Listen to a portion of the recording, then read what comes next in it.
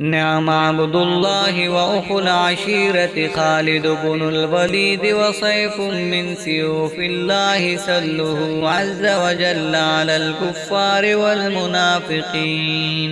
خالد بن ولید اللہ کا اچھا بندہ اور اچھے خاندان سے ہے۔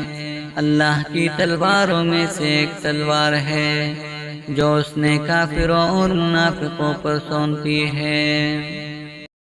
بسم اللہ الرحمن الرحیم۔ السلام علیکم۔ پلیز ہمارے اس چینل کو سبسکرائب کریں اور گھنٹی کی نشان پر کلک کریں۔ نئے آنے والے دوستوں سے گزارش ہے کہ آپ لوگ لازمی سبسکرائب کریں اور اپنے دوستوں کے ساتھ شیئر کریں تاکہ ہر کوئی اسلامی تاریخ سے آگاہ رہیں۔ شکریہ۔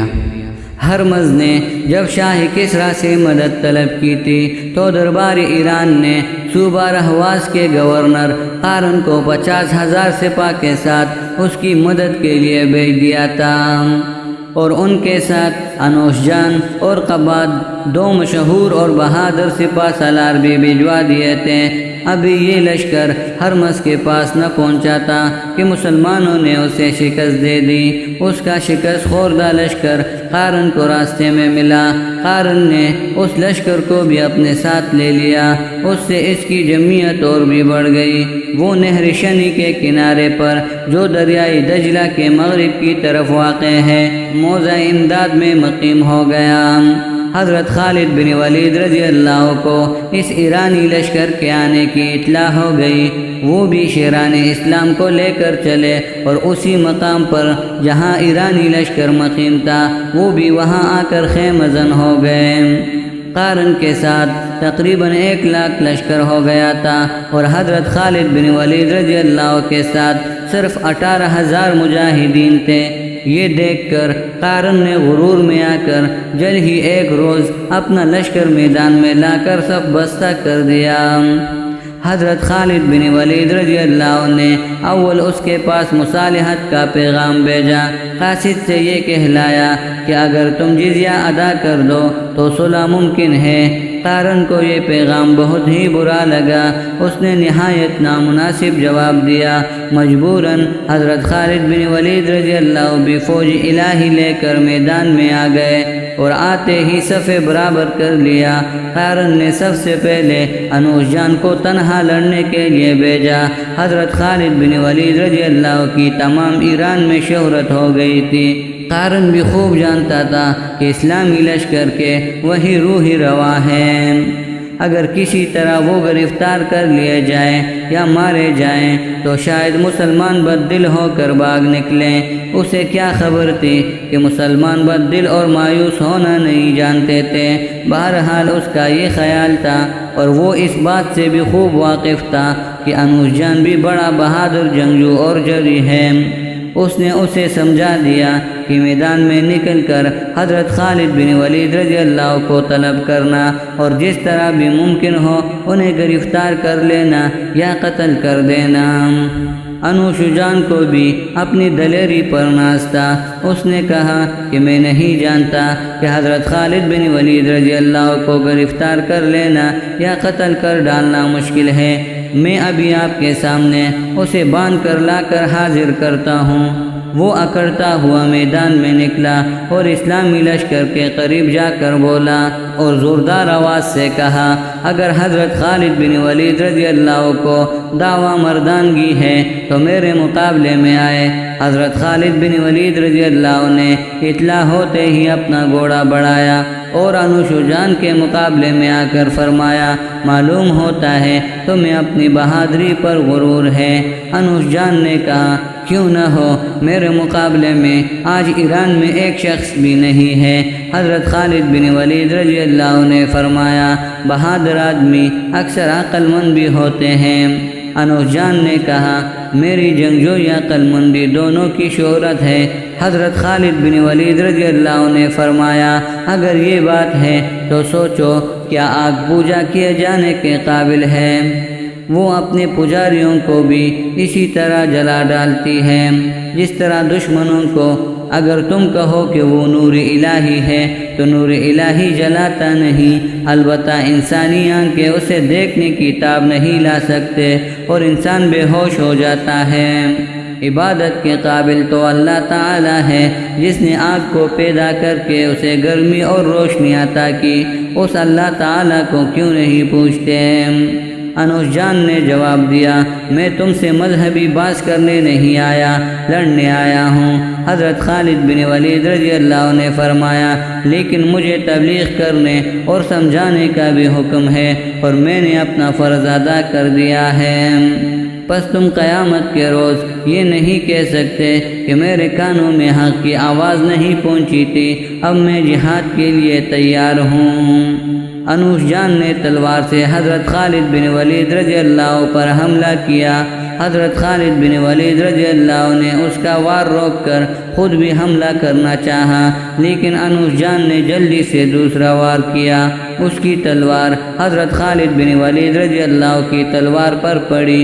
حضرت خالد بن ولید رضی اللہ کی تلوار سن سے دو ٹکڑے ہو گئے۔ انہوں نے جلدی سے بقیہ آدھا حصہ بھی زمین پر پھینک دیا۔ یہ دیکھ کر انوش جان کو بڑی مسرت ہوئی۔ اس نے سمجھ لیا کہ حضرت خالد بن ولید رضی اللہ پر کامیابی حاصل کرنے میں اب کوئی رکاوٹ باقی نہیں، چنانچہ اس نے پھر تیسرا حملہ نہایت زور سے کیا۔ حضرت خالد بن ولید رضی اللہ نے نیزہ ہاتھ میں لے لیا تھا۔ انہوں نے ڈال پر انوش جان کی تلواروں کی اور اپنے گھوڑوں کی ذرہ پیچھے ہٹا کر نیزہ سے حملہ کیا۔ نیزہ کی انی کی چمک سے انوش جان کی آنکھیں چمک گئی۔ نیزہ اس کی ذرے پر پڑا اور ذرہ کو توڑ کر اس کی پیٹھ میں گھس گیا۔ اس نے ہولناک چیخ ماری اور لڑکھڑاتا ہوا زمین پر گرا۔ حضرت خالد بن ولید رضی اللہ نے جلدی سے گھوڑے سے اتر کر خنجر نکالا اور اس کا سر کاٹ کر نیزے کی انی پر چڑھا لیا۔ یہ تھا حضرت خالد بن ولید۔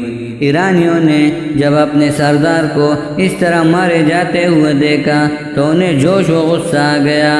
وہ ایک دم اسلامی لشکر کی طرف بے پناہ سیلاب کی طرح بڑھے۔ ادھر سے مسلمان بھی آگے بڑھے۔ حضرت خالد بن ولید رضی اللہ کے ہاتھ میں کسی نے بڑھ کر تلوار دے دی۔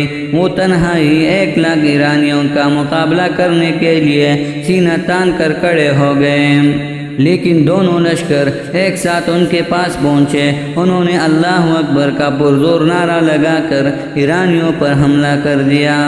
ان کے ساتھ ہی تمام مسلمانوں نے حملہ کیا۔ ایرانیوں نے بھی حملہ کیا اور گمسان کی جنگ شروع ہو گئی۔ فریقین جوش میں بڑھ کر نہایت ہی بے خوفی سے لڑنے لگے۔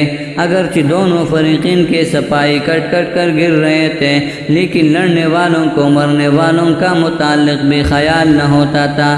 ان کے پیش نظر ایک ہی بات تھی، لڑو اور مر جاؤ۔ چنانچہ وہ لڑ رہے تھے، مار رہے تھے اور مر رہے تھے۔ حضرت عبد الرحمن بن ابو بکر صدیق رضی اللہ اور ذرار بن الازر رضی اللہ نے پرزور حملے کر کے کئی ایرانیوں کو مار ڈالا اور اپنے سامنے سے دشمنوں کو ہٹا کر دوسری صف پر حملہ کیا۔ انہیں آگے بڑھتے ہوئے دیکھ کر تمام مسلمانوں کو جوش آ گیا۔ انہوں نے اور بھی سختی سے حملے کیے اور ایرانیوں کو کاٹتے بڑے چلے گئے۔ انہوں نے پہلی اور دوسری دونوں صفوں کو صفایا کر دیا۔ عباد نے یہ کیفیت دیکھی تو وہ آگے بڑھا۔ اس نے ایرانیوں کو للکار کر جوش دلایا اور مسلمانوں پر نہایت سخت حملہ کیا۔ اس نے 2 مسلمانوں کو شہید کر دیا۔ اتفاق سے حضرت عبد الرحمن رضی اللہ اس کے قریب پہنچ گئے۔ انہوں نے فرمایا، او ناقص کافر، تو نے 2 دینداروں کو میری آنکھوں کے سامنے شہید کیا ہے، لے سنبھل تیری قضا بھی آ پہنچی۔ یہ کہتے ہی انہوں نے جوش میں آ کر ایسا سخت حملہ کیا کہ ایک مرتبہ تو قباد گھبرا گیا، لیکن وہ بھی مشہور سردار تھا۔ اس نے حواس درست کر کے ان کا وار روکا اور خود بھی حملہ کیا۔ حضرت عبد الرحمن رضی اللہ نے اس کا وار روک کر تلوار کا بھرپور ہاتھ مارا۔ قبا نے ڈال پر روکا۔ حضرت عبد الرحمن رضی اللہ کی تلوار نے اس کی ڈال کاٹ ڈالی۔ قباد سخت بدحواس ہو کر پیچھے ہٹا۔ حضرت عبد الرحمن رضی اللہ نے بڑھ کر اس کے سر پر تلوار ماری۔ تلوار خود سے پھسل کر اس کی گردن پر پڑی اور سر کاٹ گئے۔ قباد چو بھی نہ کر سکا اور مردہ ہو کر گر گیا۔ ایرانیوں کا یہ دوسرا سردار تھا جو مارا گیا۔ ایرانیوں کو بڑا طیش آیا، بہت سے ایرانی حضرت عبد الرحمن رضی اللہ پر حملہ آور ہوئے۔ انہوں نے دشمنوں کے وار روکنے شروع کیے۔ اس وقت وہاں زرار بن الازر آ گئے۔ وہ ننگے بدن ہو کر صرف تہ باندھ کر نیزہ سے لڑا کرتے تھے، نیز گھوڑے پر زین نہیں کستے بلکہ ننگی پیٹ پر سوار ہو کر لڑا کرتے تھے۔ انہوں نے للکار کر کہا، آؤ آتش پرستو، دور ہو جاؤ، دیکھو تمہاری قضا آ پہنچی۔ میں زرار بن الازر ہوں، میرا نیزہ بے پناہ ہے۔ یہ کہتے ہی انہوں نے پرزور حملے کر کے کئی ایرانیوں کو مار ڈالا۔ ادھر 2-3 مجوسیوں کو حضرت عبد الرحمن رضی اللہ نے ٹھکانے لگایا۔ ایرانی ان کے سامنے سے منتشر ہو گئے۔ مسلمان برابر صفے چیرتے ایرانیوں کو قتل کرتے بڑے چلے جا رہے تھے۔ حضرت خالد بن ولید رضی اللہ ان سب سے آگے تھے۔ وہ نہایت دلیری سے لڑ رہے تھے۔ ان کے جسم پر کئی زخم آ چکے تھے۔ ہر زخم لگنے سے ان کا جوش بڑھتا تھا اور وہ اور بھی سختی سے حملے کرتے تھے۔ وہ ایرانیوں کو مارتے کاٹتے قلب لشکر میں پہنچا جہاں قارن تھا۔ حضرت خالد بن ولید رضی اللہ نے اس سے مخاطب ہو کر فرمایا، یہ کیا بزدلی ہے کہ تیرے سپاہی لڑ رہے ہیں اور تو کڑا تماشا دیکھ رہا ہے؟ میں خالد بن ولید ہوں، میرے مقابلے میں آؤ، آؤ مرد میدان بن کر۔ حضرت خالد بن ولید رضی اللہ کا نام سنتے ہی قارن کے حواس جاتے رہے، لیکن پھر بھی وہ تلوار سونت کر مقابلے میں آ گیا۔ حضرت خالد بن ولید رضی اللہ نے بسم اللہ الرحمن الرحیم پڑھ کر حملہ کیا۔ ان کے پہلے ہی وار نے قارن کو کاٹ ڈالا۔ ایرانی بدحواس ہو گئے اور پشت پھیر کر بھاگے۔ مسلمانوں نے ان کے تعاقب میں دوڑ کر انہیں قتل اور گرفتار کرنا شروع کر دیا۔ آخر ایرانی 30,000 لاشیں میدان جنگ میں چھوڑ کر فرار ہو گئے۔ اس جنگ میں ہزاروں ایرانی گرفتار ہوئے۔ ان قیدیوں میں حضرت حسن بصری رحمۃ اللہ علیہ کے باپ بھی گرفتار ہوئے تھے۔ وہ عیسائی مذہب رکھتے تھے۔ عراق کے جو عرب عیسائی ہو گئے تھے وہ بھی ایرانیوں کے ساتھ مل کر مسلمانوں سے لڑتے تھے۔ چونکہ ایرانی نہایت دولت مند تھے اس لیے بڑے ساز و سامان سے لڑنے آئے تھے۔ ان کی بے شمار دولت اور قیدی مسلمان کے ہاتھ آئے۔ اس مارکے میں مسلمان 200 سے کچھ زیادہ شہید ہوئے۔ حضرت خالد بن ولید رضی اللہ نے شہیدوں کی نمازی جنازہ پڑھ کر انہیں دفن کرایا اور زخمیوں کی مرہم پٹی کرائی۔ اگلے روز مال غنیمت اور قیدیوں کا خمس نکال کر دربار خلافت میں روانہ کیا۔ جب یہ سامان مدینہ میں پہنچا تو عام طور پر مسلمان بہت خوش ہوئے اور حضرت خالد بن ولید رضی اللہ کو دعائیں دینے لگے۔ پلیز ہمارے اس چینل کو سبسکرائب کریں اور گھنٹی کی نشان پر کلک کریں تاکہ ہر آنے والی ویڈیو کی نوٹیفیکیشن سب سے پہلے آپ تک پہنچے، اور اپنے دوستوں کے ساتھ لازمی شیئر کریں تاکہ ہر کوئی مسلمان اسلامی تاریخ سے آگاہ رہیں۔ شکریہ۔